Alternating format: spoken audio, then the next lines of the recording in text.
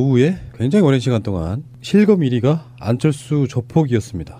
뭐 선거 과정에서 뭐 조폭이 동원됐다라든지 그 조폭이 해킹을 주로 했던 지능화된 조폭이 있다라든지 부인의 이제 교수 임명 문제 같은 것들 제야에서 떠돌던 뭐 안철수 의혹 이런 것들이 지금 수면 위로 올라오고 있는 상황이고요. 또는 뭐 다른 쪽에서는요. 이명박 정권 때 각종 특혜를 받았다라든지 이제 그런 그 기사들이 나오고 있는데 이제 이런 측면은 사실 안철수 씨는 대선 출마를 본격적으로 뛴 게 사실 지금이 처음이죠. 그러니까 이제 검증이 시작된다라고 좀 보고 그 우리가 그냥 간과할 수 없는 것들에 대한 부분은 나중에 차후에 판단하기로 하고요. 어쨌건 간에 안철수 입장에서는 어떤 식으로든 간에 이제 검증이 진짜로 시작된 게 아닌가 이런 생각이 좀 들고 근데 문제는 이제 오늘은 그 이야기를 하는 건 아니고 진짜 중요한 이야기 한번 해보도록 하겠습니다. 지금 언론의 화제라고 그럴까 언론의 대선 레이스 이제 막 시작된 거예요. 공식적인 레이스가 아직 4월 16일이 후보 등록 마감일이거든요. 그 전까지는 이제 공식적으로 말할 수는 없지만 각 정당 후보들이 뽑힌 상태, 주요 후보들이 아직도 남아있기는 해요. 뭐 하다못해 새누리당이 후보를 뽑는데요, 지금. 아, 새로 만든 새누리당? 네. 신새누리당. 아. 근데 뭐 그건 그렇다 치고 그건 아웃 오브 안주인 거고 우리들 입장에서 봤을 때 언론을 도배하고 있는 거는 지금 안철수거든요. 안철수. 그렇죠. 그러니까 안철수가 문재인과의 3자 대결, 양자 대결에서 문재인을 이긴다는 결과가 여론조사로 나오고 있다. 이거를 이제 각 언론에 도배를 하는 상태가 되면서 언론의 분위기로만 보면 문재인 대세론이 흔들하는 그런 분위기로 좀 가고 있단 말이에요. 예. 거기에 대한 얘기를 좀 길게 한번 해보겠습니다. 안철수가 정권을 잡으면 정권 교체입니까? 그 질문부터 한번 여러분들이 답해 보시기 바랍니다. 저는 정권 교체가 아니라고 말할 수는 없을 것 같아요. 거기까지는 그냥 정권 교체로 봐야죠. 그 현상 결과만 놓고 보면 그렇게 볼 수도 있고요. 과정상에 밑바닥에 깔려 있는 것들을 보면 아닐 수도 있다는 여론도 있으니까요. 그러니까 일단 저는 이게 양강구도, 양자구도 이 두 단어는 미디어 또는 기존 권력가들이 만들어낸 틀, 프레임이다. 이 판에 말려 있는 거에서 저는 상당히 오늘 오면서 이 얘기가 할 텐데 이거를 꼭 우리가 해야 되나라는 고심은 있어서 근데 질문이 오니까 저는 정권 교체가 아니라고 보는 거예요. 왜 그러냐면 정권 교체를 하면 촛불의 힘, 이 촛불의 힘을 이어받을 그리고 그 적폐를 청산해야 될 의지가 있는 사람 그리고 그 내용이 있는 사람이어야 된단 말이에요. 근데 제가 볼 때 그 내용과 의지, 힘 그러니까 적폐를 청산할 수 있는 힘을 갖고 있는 당의 후보는 문재인이라는 것이고요. 그다음에 그 개인적 의지가 강력하게 있는 사람이 심상정인 거죠. 이 두 사람으로 정권 교체가 될 때 정권 교체라고 얘기할 수 있는 것인데 그러면 구체적으로 들어가 보면 그러면 전라도 가서 한번 볼게요. 전라도를 기반으로 하는 국민의당이 전라도에서는 적폐였을 겁니다. 그리고 전국당인 더불어민주당, 민주당일 때 이 당을 수권정당으로 만들기 위해서 적폐, 당의 소규모 적폐를 만들기 위해서 적폐를 해소하기 위해서 어쨌든 혁신위원회를 만들었고 그 혁신위에서 퇴출 대상들이 나가서 만든 당이란 말이에요. 그러면 이들은 적어도 야권 세력이었지만 기득권 세력이었고 기득권과 연결되어 있는 고리가 있는 당이란 말이에요. 그런데 그 당이 잡았을 때 우리가 염려했던 MB 세력들이 부활하거나 또는 우리가 아직 박근혜로부터 숨어서 박근혜 비리 부패 세력들의 뒤에 언저리에 숨어서 숨지고 있는 자들이 다시 부활될 가능성이 있다. 이런 측면에서 또 굉장히 위험하다는 것이 있어서 굉장히 섬세하고 디테일하게 정권 교체라는 말을 나눠서 할 수 있겠다. 그러니까 신빈님 말씀은 정권 교체가 아니다. 아닐 수도 있다. 내용 면에서. 사실상 아니다. 아니다. 난 확실히 아니다. 지금 안철수가 집권을 하게 된다는 전제는 일단 안철수를 중심으로 여권이 통합이 돼야 돼요. 기본적으로. 왜냐하면 다자구도에서 간다 그러면 그게 있을 수 없는 일이니까. 여권의 통합이라고 하면 지난 5년간 갈라져 있던 친박 그룹과 친위 그룹이 합쳐져야 가능한 거고 이게 메커니즘상 안철수가 아직 통합을 하지 않았는데도 불구하고 통합적으로 이걸 몰고 가고 있는 프레임이 보여요. 즉 지금 있는 정치권 안에서의 후보자의 의사와 관계없이 언론과 그 주변에 보이지 않는 세력들이 단일화를 통해서 안철수로 뭉쳐서 문재인의 집권을 저지해야 된다라는 적폐를 청산하라 그러니까 문재인을 청산하려고 드는 지금의 어떤 정치 프레임을 보여주고 있다는 거죠. 그럼 각 후보자들끼리는 죽어도 안 뭉쳐지고 있는 상황에서 뒤에서 이런 프레임을 끌고 갈 수 있는 세력은 누구냐. 이제 남은 건 신비님 지적하신 대로 이명박과 친박의 잔존 세력들밖에 없는 거예요. 이대로 정권이 교체가 되면 자기들이 완전히 도태될 위기가 있음을 간파하고 말도 안 되는 결합을 무리하게 만들어내려는 프레임이 시작됐다고 봐야 된다는 거죠.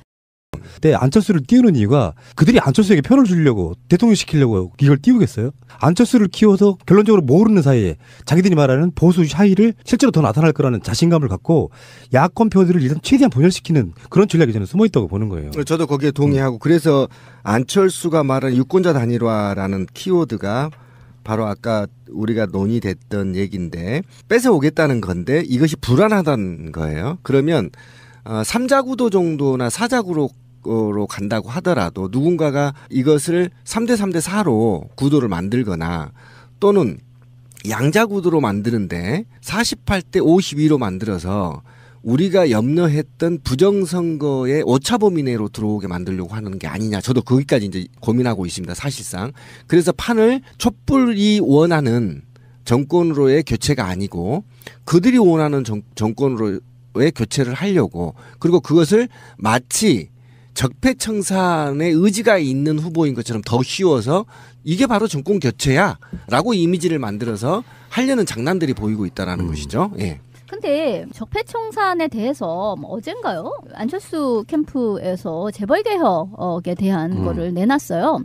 그리고 한편으로는 사드 관련해서는 또 입장을 바꿨더라고요. 사드는 자기는 여지껏은 반대한다, 도입을 반대한다라고 했다가 바꿔서 찬성한다. 사드를 도입해야 된다. 지금 이루고 있는 상황이에요. 그러니까 뭐 경제에 있어서는 개혁적이고 안보에 있어서는 뭐 보수적인 예전에도 이런 식의 이야기를 많이 했었잖아요. 그 스탠스를 좀 분명하게 가져감으로써 이제 본인은 양자 구도를 이야기하고 있지만 3자 구도 하에서 자신이 중원을 획득해 보겠다라는 이제 그 전술을 염두에 두고 있는 것 같아요. 근데 저는 글쎄요, 저는 뭐 안철수에 대해서 그다지 호감은 없었습니다만, 지금 어느 정도 언론에서 펌프질을 하면서, 불과 한 뭐 1주 만에 한 뭐 9% 정도 이렇게 딱 올리는 게 영향은 분명히 있다고 생각을 해요. 그러니까 사람들에게 영향을 준다. 당연히 있죠. 라고 생각을 해요. 아니, 우리 남편 같은 사람도 어저께 뭐 무슨 얘기를 하다가 지금 안철수가 어쨌든 상승세를 타는 거 아니야? 막 이제 이렇게 상승세는 원래 무섭지 않아? 막 이제 이런 식의 그러니까 얘기를 상승세를 하더라고. 태우고 있죠. 엄밀히 따지면. 뭐 어쨌든지 간에 그게 주체가 누구이든지 간에 상승세를 지금 타고 있는 건 사실인 거예요. 상승세를 타고 있고 그런데다가 이제 우려스러운 거는 그런 거죠.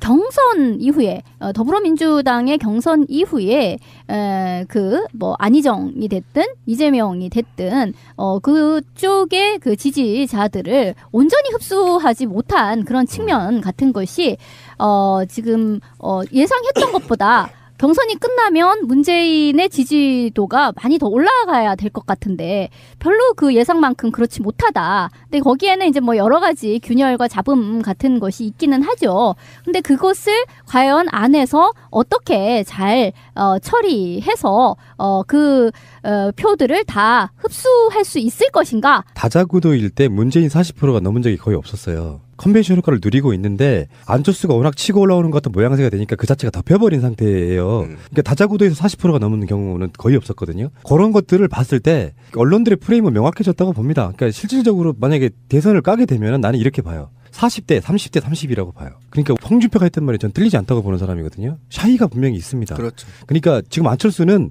박근혜 사면 논란이라든지 사드 문제 아까 이야기한 것처럼이라든지 적폐라든지 이런 것들을 안희정 따라가기로 지금 계속 가고 있는 상태인데 그렇죠. 결국에는 나는 안철수는 그런 식으로 이제 뭔가 중도표 잡아가지고 델론 밀어줘 이런 분위기일 거 아니에요. 그러니까 문재인 싫은 사람 다 델론 밀어줘. 홍준표는 아니야. 이런 컨센트로 가겠지만 과도하게 안철수를 띄움으로써 홍준표가 살아날 공간을 나는 준다고 보는 거예요. 그렇죠. 그러니까 그 아까 진미님이 말한 게 그러니까 노빠 왕따 문화가 여기서 또 나타나는 겁니다. 그러니까 그 분석이 얼마나 모호하냐면 안희정이 우클릭을 함으로 인해서 우측에서 대거 영입이 됐었다. 안희정 지지층에서. 근데 안희정이 떨어졌다고 해서 안희정이를 지지하는 사람들이 다 모두 다 문재인을 지지해야 된다는 논리. 그렇지는 않는 거지. 실제로도 아니고. 네, 그렇게 분석을 해버리면 이게 왕따가 되는 겁니다. 그러면 그걸 안기 위해서 사실은 캠프에서 대거 영입을 했거든요. 실제로 안희정 캠프에 있는 사람들. 그런데도 이쪽으로 오고 저쪽으로 갈 사람 간 겁니다. 그런데 이 유동표가 아직은 안철수한테 안착되지가 않았어요.